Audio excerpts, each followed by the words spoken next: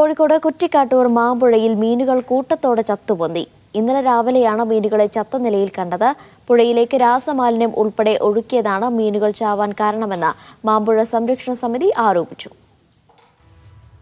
കുറ്റിക്കാട്ടൂർ ടൗണിനോട് ചേർന്ന് മാമ്പുഴയിലാണ് 1.5 കിലോമീറ്റർ ദൂരത്തിൽ മീനുകൾ കൂട്ടത്തോടെ ചത്തുപൊന്തിയത്. ഇന്നലെ രാത്രിയിലാണ് മാലിന്യം മാമ്പുഴയിലെ കൈവരിയിൽ ഒഴുക്കിവിട്ടതെന്നാണ് ആരോപണം. ഒഴുക്കുവിട്ട പ്രദേശത്ത് രൂക്ഷമായ ദുർഗന്ധവും വമിക്കുന്നുണ്ട്. കൃത്യമായി കക്കൂസ് മാലിന്യം വണ്ടിയിൽ കൊണ്ടുവന്ന് അടിച്ച രീതിയിൽ കാണപ്പെടുകയും അതിൻ്റെ ഭാഗമായി അവിടെ അടുത്തുള്ള CCTV പരിശോധിക്കുന്ന സമയത്ത് ഒരു വാഹനത്തിൻ്റെ ദൃശ്യം നമുക്ക് കാണാൻ സാധിച്ചിട്ടുണ്ട്.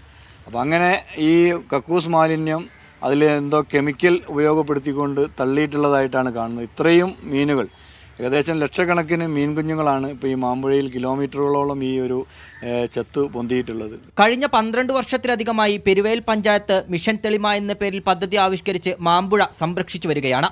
ഇതിനിടയിലാണ് പുഴയിൽ മാലിന്യം ഒഴുക്കിയത്. സംഭവത്തിൽ സമിതി പോലീസിൽ പരാതി നൽകി. ഫിഷറീസ് വകുപ്പ് ഉദ്യോഗസ്ഥർ സ്ഥലത്ത് പരിശോധന നടത്തി വെള്ളത്തിന്റെ സാമ്പിൾ ശേഖരിച്ചു. പുഴയിൽ രാസവസ്തുക്കൾ കലർന്നതാവാം മീനുകൾ ചാവാൻ കാരണമെന്നാണ് പ്രാഥമിക നിഗമനം. പുറമേ നിന്ന് എന്തൊക്കെയോ രാസമാലിന്യങ്ങൾ ഇതിലേക്ക് അടിഞ്ഞുകൂടിയിട്ടുണ്ട്. വെള്ളത്തിന്റെ സാമ്പിളും അതേപോലെ ഫിഷിന്റെ സാമ്പിളും എടുത്തിട്ടുണ്ട്. ടെസ്റ്റ് ചെയ്തതിന് ശേഷം എന്തെങ്കിലും പറയാൻ പറ്റുള്ളൂ. മാലിന്യം കലർത്തിയവരെ കണ്ടെത്തി ശക്തമായ നടപടി സ്വീകരിക്കണമെന്നാണ് ആവശ്യമുയരുന്നത്. മീഡിയ 1 കോഴിക്കോട്.